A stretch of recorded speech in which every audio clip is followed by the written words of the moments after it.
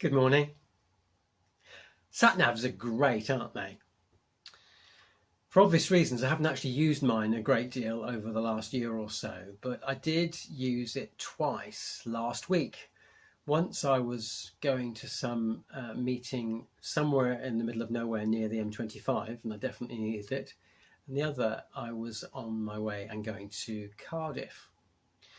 I had a look at the map, so I knew roughly where I was going, but I was completely dependent on this device.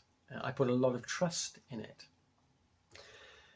So why am I talking about sat-navs? Well, today's verse talks of putting our trust in God.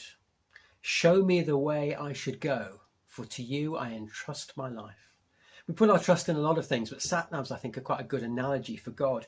Firstly, God has access to and holds far more information than we will ever have, just like the sat-nav does.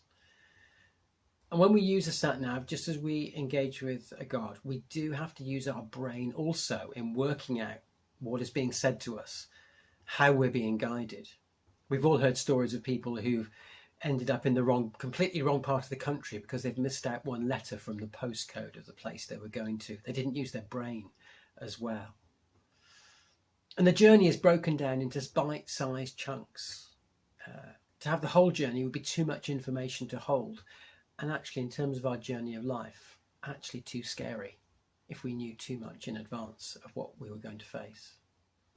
Lastly, and very importantly, the sat-nav adjusts to us, just as God does. Sometimes we choose to disobey and go a different way when we think we know better. Sometimes we make a mistake, but the sat-nav adjusts to get us back on track. And God does the same.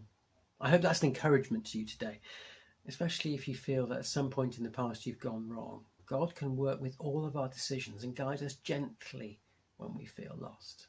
So I pray the prayer for you and for me. Show us the way we should go, for to you we entrust our lives. Bless you.